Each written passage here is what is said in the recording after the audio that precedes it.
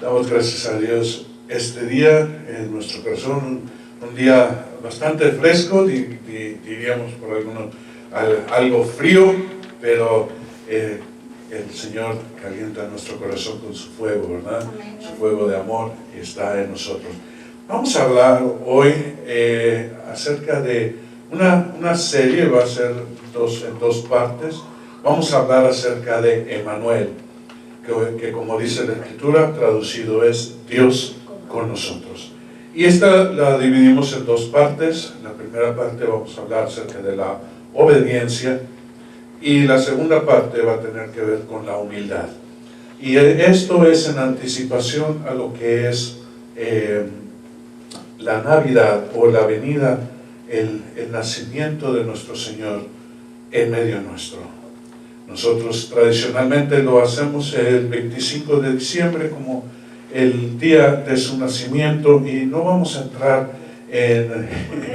exactamente, no vamos a entrar en controversia y en buscar si fue en primavera o en verano o en invierno.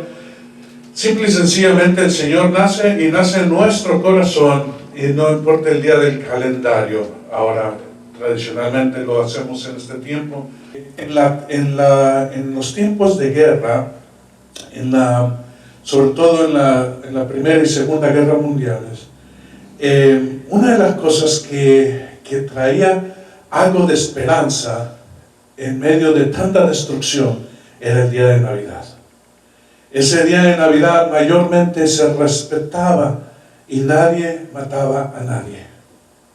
Ese tiempo era para estar así, y si se encontraban con un enemigo, tomaban el chocolate, el champurrado, el café o alguna cosa juntos. Mañana nos matamos, pero hoy vamos a celebrar Navidad. Y esto habla también acerca de esto. Emmanuel, Dios con nosotros. En medio de tantas cosas, porque el pueblo de Dios, cuando Isaías compartió este pasaje que vamos a leer, el pueblo de Dios estaba mayormente abatido por la gente que venía alrededor de él y tomaría eventualmente la ciudad y te quedaría destruida. Esto por su desobediencia, por su abandono al Dios de Israel, pero Dios trajo una esperanza. Y vamos entonces al capítulo 7 del libro de Isaías, y el Señor habla con un rey, con el rey Acaz.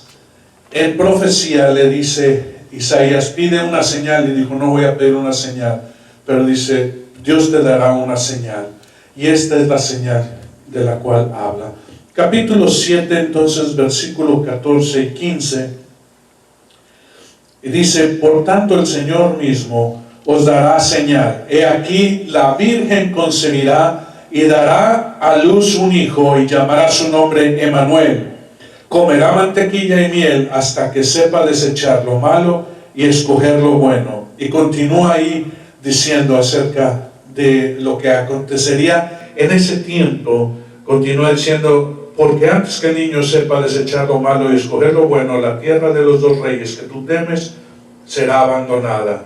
Jehová hará venir sobre ti y tu pueblo, sobre la casa de tu padre, días cual nunca vieron, desde el día que Efraín se apartó de Judá, esto es, al rey de Asiria. Y continúa con todo esto, pero esto nos es pertinente a nuestra vida, que el Señor vendría, nacería de una virgen, y esta sería la señal. Y esta señal nosotros la vemos. Pero envuelto en todo esto está la obediencia.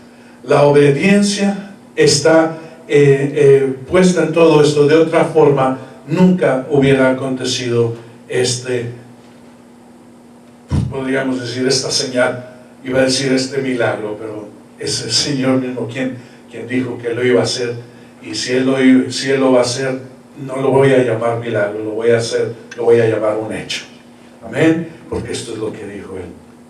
Y esta es la señal entonces, que una virgen concebirá y dará a luz un hijo. Entonces vamos a ver la obediencia primeramente de los padres. Vino el ángel y se presentó a María. María estaba desposada con José, pero aún no se habían unido en lo que es su relación íntima. Esto es una costumbre que se tenía en ese tiempo y quizás todavía en algunos lugares donde hay un compromiso. Entonces, yo me desposo contigo, pero después de un tiempo, normalmente era un año, en que él preparaba casa para ella. Entonces venía y la tomaba y hacían todo un festejo para llevarla entonces a la casa, de la casa de sus padres a la casa nueva donde ella iba a vivir ahora con su esposo. Entonces dice, sería consumado el matrimonio. En eso estaban cuando Dios envía a su ángel y el ángel le dice a María: María, bienaventurada eres entre todas las mujeres. Dice: ¿qué es esta salutación que tú me das? ¿Por qué me dices estas cosas? Dice: porque Dios te ha escogido a ti, oh Virgen de Israel, para que nazca el niño. Dice: ¿cómo serán estas cosas? Dice: el Señor te envolverá y concebirás al Hijo de Dios en tu vientre. Dice: hágase conmigo conforme a la voluntad de Dios. En obediencia, ella tuvo que dar eso. ¿Qué significaba? Significaba que podía haber sido rechazada por su esposo, que podía ser aún llevada y ser apedreada por la comunidad, porque esto sucedía con las personas que eran infieles. Había un mundo de cosas en una virgen que, si nosotros hacemos historia, tendría entre 16 y 18 años. Es una jovencita, una virgen. En ese tiempo así se desposaba esto. Entonces, esta mujer, María, estaba con su corazón y entregó en obediencia su ser. Dice: hágase con este vaso lo que sea la voluntad de Dios. Y concebió al Señor.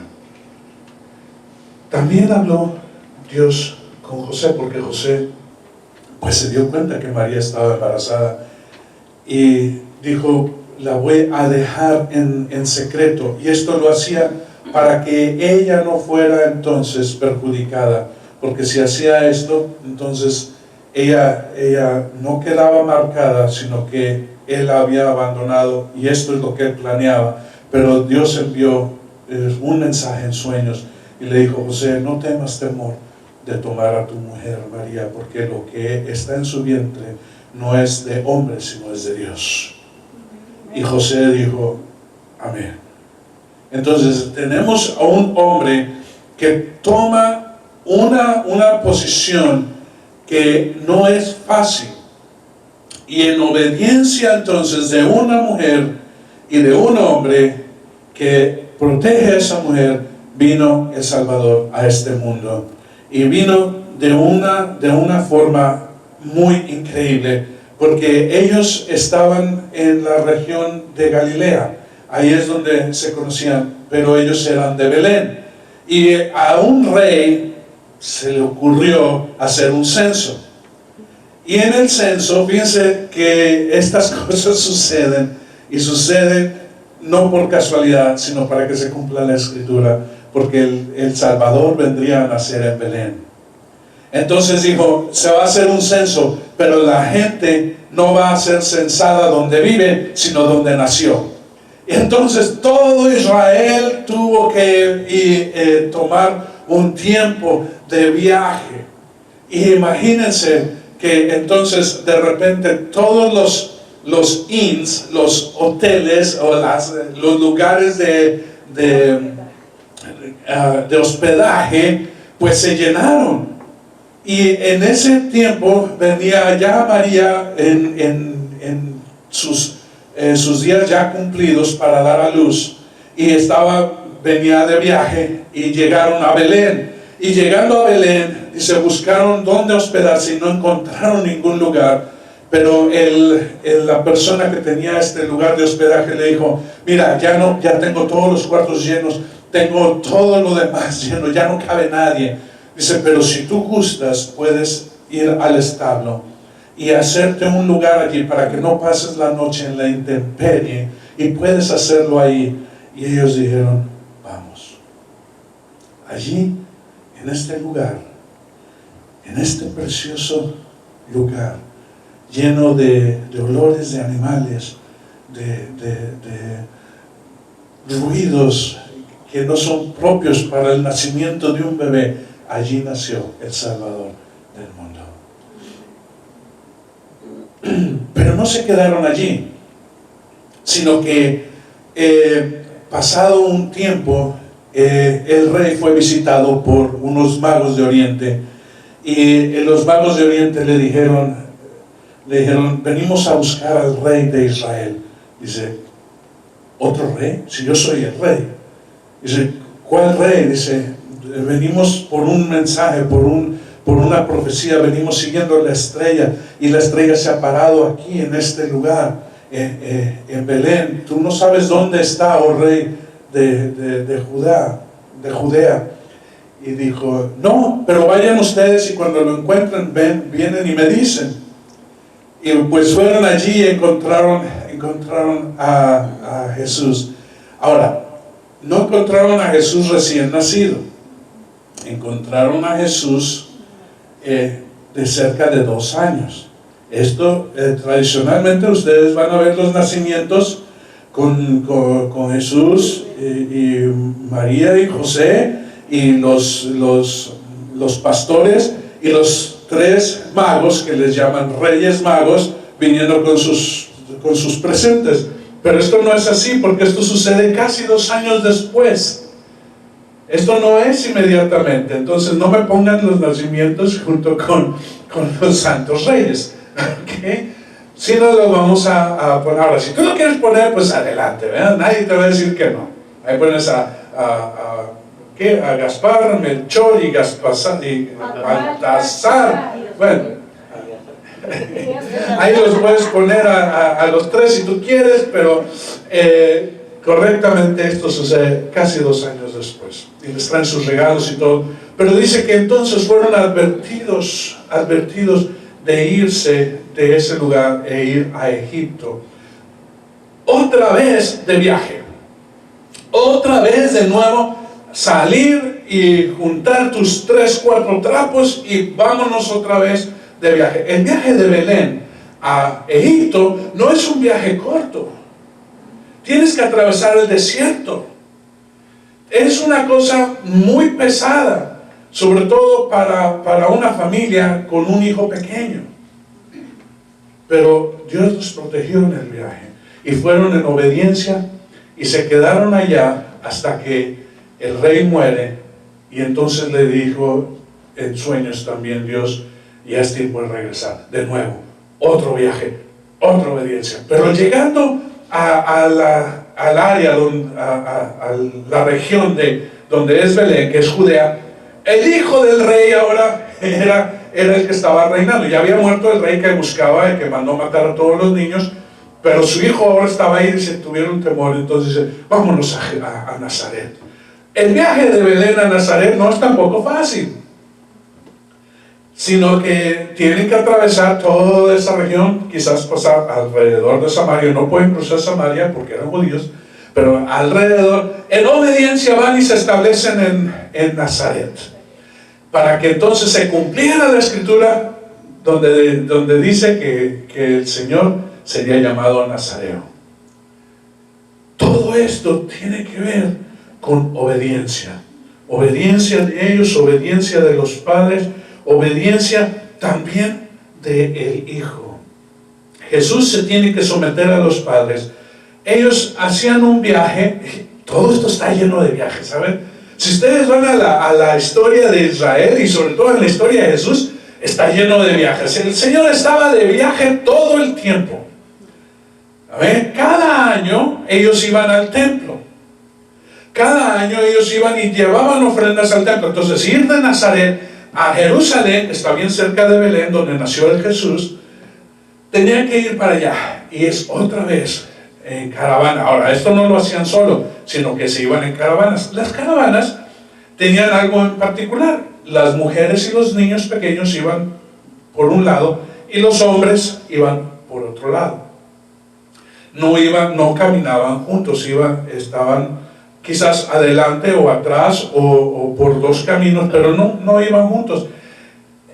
Esa es la tradición y eso es lo que hacían, y así iban, y cuando llegaban a algún lugar entonces se unían y ¿cómo están las cosas? ¿Cómo te ha ido? Bien, ok, nos vemos en el próximo pueblo, y así hasta llegar a Jerusalén. Bueno, esto lo hicieron cada año, pero en el año en el que Jesús dejaba de ser niño para ser entonces considerado adulto, que es la edad de 12 años tradicionalmente, fueron también a Jerusalén y fueron y llevaron su ofrenda de cada año, y de regreso pues se vino María con las mujeres y los niños, y se vino José con los hombres, y llegando a un punto más adelante se encontraron María y José. Dice, oye, ¿dónde está el niño? Pues que no está contigo. No está conmigo. Yo pensé que venía contigo, como ya es hombre, pues yo pensé que venía contigo.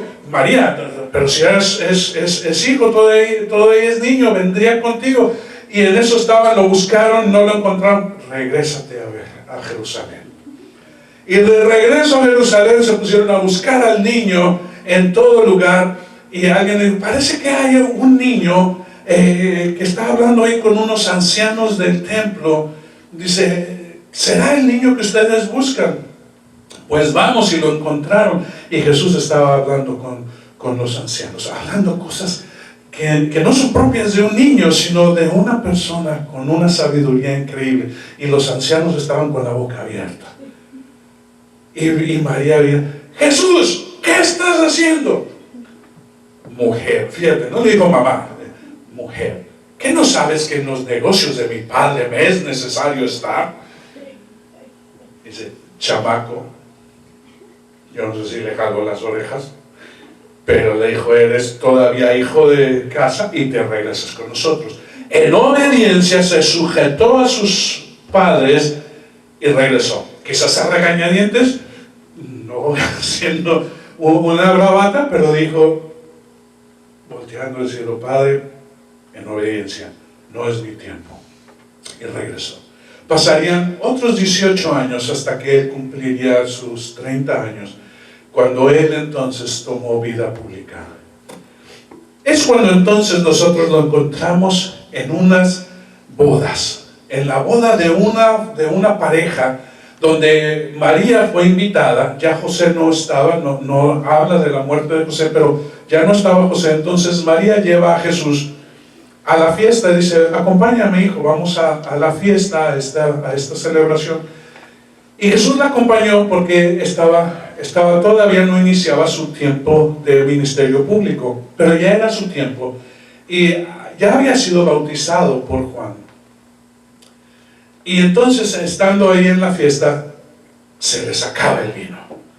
No planearon bien, y al parecer había más invitados, o los invitados trajeron otros invitados de gorra, no sabemos, como suele suceder, ¿verdad? Que alguien invita a alguien y le traen como otros 3 o 4 que no estaban en la lista, y entonces pues ya están aquí, pues ya ni modo. Entonces todos tomando el vino. Ahora este es un vino dulce, no es un vino para emborrachar, es un vino de celebración, pero se acabó y era el vino bueno. Entonces dice María, llamando a Jesús a un lado, le dice, se les acabó el vino. Dice, ¿y a mí qué? Y ella no le importó. Le dijo a los siervos que estaban ahí en cargo de la fiesta, le dijo, hagan todo lo que él les diga y se va a solucionar el asunto. En obediencia, Jesús fue y transformó el agua en vino. De tal manera era este vino tan bueno, que cuando el maestresala tomó y probó, dijo, wow, este vino es superior al vino que se estaba dando antes. Dice, la costumbre es dar siempre el vino bueno primero y después el vino inferior, ya que todos están pues más alegrones, pues ya no van a distinguir que es un vino inferior. Dice, pero tú te has guardado el mejor vino para después. Y bueno, allí comienza entonces todo esto, y no se haría si no hubiera sido en obediencia. Pero Jesús ya no iba a estar obedeciendo más a sus padres, ya había pasado ese tiempo. Entró en la vida pública y ahora era tiempo en el que Él tenía que hacer la voluntad de aquel que le envió. Y fíjate que cuando Jesús toma este tiempo, es llevado por el Espíritu al desierto y Satanás le dice: haz milagros, convierte las piedras en pan, aviéntate desde el pináculo del templo y los ángeles te van a ir a cachar, ¿verdad? Como el béisbol, te van a cachar. No te van a dejar que... Y dice Jesús: no he venido a hacer yo lo que yo quiero, sino la voluntad del Padre. Y no me tientes más, Satanás. Dice que Satanás lo dejó por un tiempo, pero se ensañó después con todo el mundo religioso. Los fariseos, saduceos, los herodianos, todos estos grupos venían y constantemente eran una piedra en el zapato, bueno, en la sandalia de Jesús. Era constantemente le ponían, le preguntaban, le cuestionaban: ¿por qué haces esto? ¿Por qué estás haciendo? Y Jesús a veces les contestaba, a veces ni se molestaba en contestarles. Pero Él declaró: yo no he venido a hacer lo que yo quiera. Porque le decían: haznos un milagro y vamos a creer. Dice: yo no vengo a hacerles, yo no soy ningún charlatán de feria. Yo no he venido a hacer a que ustedes se asombren con algún milagro. Dice: Dios ha hecho muchos milagros. Dios hizo miles de milagros en el desierto y vuestros padres no creyeron y quedaron tendidos en el desierto. Yo no he venido a hacer lo que yo quiero, sino en obediencia a lo que el Padre me envió a hacer. Jesús tuvo que hacer esta declaración para que todos, el mundo espiritual y el mundo natural, conociera que Él no había venido a hacer lo que Él quisiera, sino hacer la voluntad de aquel que le envió. Todo el ministerio de Jesús, toda su vida, estuvo basada en obediencia. Él bien pudo haberse levantado, como le dijo el reo que había sido crucificado junto con él. Le dijo: si tú eres Dios, bájate de esa cruz y sálvanos a nosotros también. Dice: tú no has entendido. Yo estoy aquí porque he venido a hacer la voluntad de Dios, del Padre. Y es mi lugar y este es mi lugar, estar allí. Jesús entonces es obediente y es obediente aún hasta la muerte. Vamos a Filipenses, el libro de Filipenses, capítulo 2.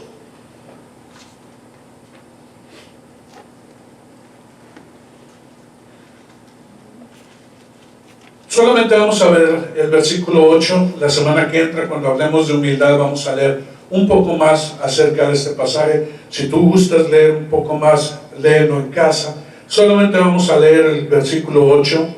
Dice: y estando en la condición de hombre, se humilló a sí mismo, haciéndose obediente hasta la muerte y muerte de cruz. Él se hizo obediente hasta la muerte y muerte de cruz. Antes de que Jesús fuera llevado a ser crucificado, a ser lleno de llagas y latigazos y todas estas cosas, y que se le pusiera la corona de espinas, Él estaba en el monte de los Olivos, después de haber cenado con sus discípulos. Ustedes lo pueden ver en Juan y también en los otros evangelios. Dice que cuando Él terminó la cena, se fue al monte de los Olivos, donde Él le gustaba orar. Era su lugar preferido de oración, en lo que es el Getsemaní. El Getsemaní es un lugar de prensa de olivas para precisamente sacar el aceite de las olivas. Y fue ahí, como Él acostumbraba, y es que yo no sabía por qué era tan especial este lugar hasta que fuimos nosotros a Israel, y estando en Jerusalén nos llevaron precisamente al Getsemaní. este es un lugar tan precioso, es que es increíble, porque no solamente está lleno de olivos, y hay un olivo bastante viejo que está allí y todavía da olivas. Eso es algo increíble, pero lo más precioso es que desde ese lugar se ve toda la ciudad de Jerusalén.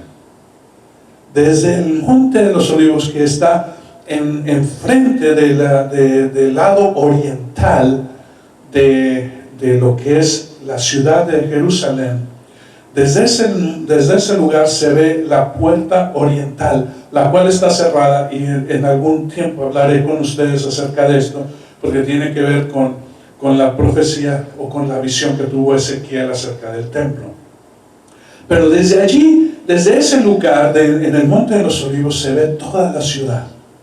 Y a Jesús le gustaba orar allí, porque extendiendo su mirada podía ver todo lo que Dios quería hacer con su ciudad amada, con la Israel, con la Jerusalén, que era la desposada de Dios. Y yendo allí, se fue con sus discípulos y les dijo: apartaos de mí a un lado y intercedan por mí, únanse conmigo en oración, porque es un tiempo de gran angustia. Dice que Jesús oraba al Padre diciendo: Padre mío, si es posible que esta copa pase de mí, sea así, pero yo no he venido a hacer mi voluntad, sino tu voluntad. Si es necesario que yo tome esta copa, así sea. Y fue con sus discípulos y los halló dormidos. Dijo: despierten, acompáñenme en oración. Y esto lo hizo 2 veces. Ya la tercera vez dice: no es posible ya, vamos, porque es mi tiempo. Jesús, hablando con el Padre, no le tenía temor a morir. Fíjense bien que Jesús nunca tuvo temor a morir, sino separarse del Padre. El temor de Jesús, o no el temor, sino la angustia que le llevó a sudar gotas como sangre, era precisamente porque en la cruz sería separado del que nunca se había separado. Porque al hacerse el pecado, al hacerse el anatema, esto es, al hacerse el maldito, porque todo el que es subido a la cruz o puesto en la cruz es maldito,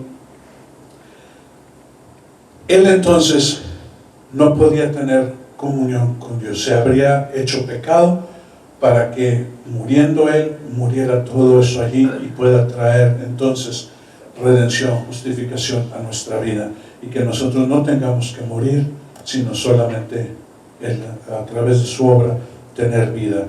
Y esto es lo que oraba Jesús, pero dijo: no se haga mi voluntad, sino en obediencia yo voy a hacer lo que tú me has enviado a hacer. De nuevo, toda la obra de Jesús, todo lo que es Emmanuel, Dios con nosotros, tiene que ver con obediencia. Obediencia, obediencia, obediencia, hasta el mismo momento en el que Jesús entrega su vida y es entonces crucificado.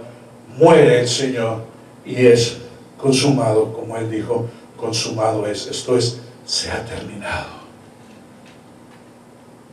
En ese momento, dice, se separó el cielo, se separó el Padre del Hijo, lo que nunca ha sucedido hasta el tiempo en el que el Señor resucitó. Claro que Él fue en ese mismo instante el Señor baja a los lugares de muerte y trae la salvación, arrebata las llaves de la muerte, del Hades, del lugar de muerte, y las lleva con Él, porque las tenía alguien más. Las tenía alguien que no era digno de tenerlas, pero Él las arrebató, y se arrebató eso, y dice: al tercer día Él resucitó. ¿Cuál es el resultado de esta obediencia? Vamos al libro de Juan, capítulo 12, y vamos a leer unos versículos en este capítulo. Vamos a comenzar con el versículo 27. donde Jesús anuncia su muerte, pero también el resultado de su obediencia. Comenzando en el 27 dice la Escritura: ahora está turbada mi alma, y qué diré, Padre, sálvame de esta hora, mas para esto he llegado a esta hora. Padre, glorifica tu nombre. Entonces vino una voz del cielo y dice: lo he glorificado y lo glorificaré otra vez. La multitud que estaba allí había oído la voz, decía: ha sido un trueno. Y otros decían: no, un ángel ha hablado. Respondiendo Jesús dijo: no ha venido esta voz por causa mía, sino por causa de vosotros. Ahora es el juicio de este mundo. Ahora el príncipe de este mundo será echado fuera. Y yo, si fuere levantado de la tierra, a todos atraeré a mí mismo. Y decía esto dando a entender de qué muerte iba a morir. Y le respondió la gente, dice: nosotros hemos oído la ley, que el Cristo permanece para siempre. ¿Cómo pues tú dices que es necesario que el Hijo del Hombre sea levantado? ¿Quién es este Hijo de Hombre? Entonces Jesús dijo: aún por un poco está esta luz entre vosotros. Andad entre tanto que tenéis luz, para que no os sorprendan las tinieblas, porque el que anda en tinieblas no sabe dónde va. Entre tanto que tenéis luz, creed en la luz, para que seáis hijos de la luz. Era necesario que el Señor fuera levantado. Y esto tiene que ver, como ya hemos hablado, como en otra predicación que hemos compartido, hablamos acerca de que Jesús tenía que ser levantado. Capítulo 3 del libro de Juan, versículos 14 y 15, hablan de que Jesús tenía que ser levantado como la serpiente en el desierto, en el tiempo de Moisés, tenía que ser levantada. ¿Por qué? Porque al ver a Jesús, ellos tendrían entonces salvación. Esto habla a nosotros de creer. Dice Jesús: yo no he venido a condenar al mundo, sino a salvar al mundo. Todo aquel que cree ha tenido ya salvación, pero el que no cree, la condenación continúa con él, porque es necesario creer para tener salvación. Sin creer, sin que nosotros creamos y confesemos que Jesús es el Salvador, no hay entonces una salvación. Esto es, no somos liberados, sino que continúa el peso del pecado y la muerte sobre nuestras vidas. Jesús vino en obediencia a librarnos a nosotros. Ahora la pregunta que tenemos es: ¿qué es lo que vas a hacer con respecto a la obediencia con Dios? ¿Es tu obediencia el buscar las cosas aunque sean difíciles? Porque fíjate que todo lo que sucede con Jesús no es algo fácil. Desde muy pequeño estuvo en diferentes cosas, pero siempre Dios estuvo con él. No importa qué hubiera venido. El tiempo de ir a Egipto no habla el mismo idioma que hablan los judíos. Era algo diferente. No practicaban las mismas cosas que los judíos participaban. Los juegos con los otros niños de ese lugar no eran propios, y entonces Jesús más bien tendría que haber estado encerrado o unido a sus padres o en una pequeña congregación de judíos. No era fácil el tiempo para Jesús, pero Jesús siempre puso su mirada en aquel que lo envió. Jesús sabía quién era, por eso a los 12 años quedó en el templo. Pero Jesús fue constantemente acusado. En varias ocasiones lo quisieron matar. En otras tantas le pusieron pruebas, le pusieron trabas, lo trataron de engañar. Nunca pudieron, nunca alcanzaron. Y cuando murió, se gozaron todos porque había muerto el revolucionario, y no sabían que era plan de Dios que lo llevaran a muerte. De tal manera que al tercer día el Señor resucita, y trayendo resurrección, trajo una esperanza que era imposible de otra forma para que sus discípulos, que ya se habían regresado a hacer sus oficios, ya se habían regresado a la pesca o lo que estaban haciendo, cuando oyeron de la resurrección de Jesús, tomaron brío de nuevo, tomaron fuerza, de tal manera, y si tú lees la vida de los apóstoles, tú vas a ver que todos excepto Juan pasaron martirio, pero no les importó, obedecieron el mandato de Jesús. Aún Pablo fue martirizado. No era fácil, pero ellos llevaron el mensaje, porque Jesús se concentró en ellos para llevar el mensaje a todo el mundo. Dice, no salgan de Jerusalén hasta que no sean investidos del poder de lo alto. De nuevo, obediencia. Hoy el Señor pregunta si tú vas a entrar en esa obediencia. ¿Qué Dios tiene para tu vida? ¿Qué Dios tiene planeado? Y si tú vas a decir, Señor, yo no entiendo estos caminos, parecen muy difíciles, pero yo quiero ir en obediencia. Yo voy en obediencia a lo que tú me has dado. Así que yo no te pido que me respondas a mí. Esta es una pregunta que tú tienes de parte de Dios para que tú le respondas a Él. El Señor habla contigo, el Señor ha traído, te ha mostrado sus planes. Tú tienes que decir, heme aquí o no cuentes conmigo. Yo creo que todos nosotros podemos decir, heme aquí, Señor, envíame a mí. No sé cómo, no sé con quién, no sé exactamente cómo la cosa que viene adelante, no sé. Lo que yo sí sé es que tú estás conmigo, y si tú vas conmigo, no hay quien se ponga contra mí. Amén. Vamos a orar. Padre, te damos gracias, Señor, porque Emmanuel ha venido a nuestros corazones, porque tú estás, Señor, ahora con nosotros.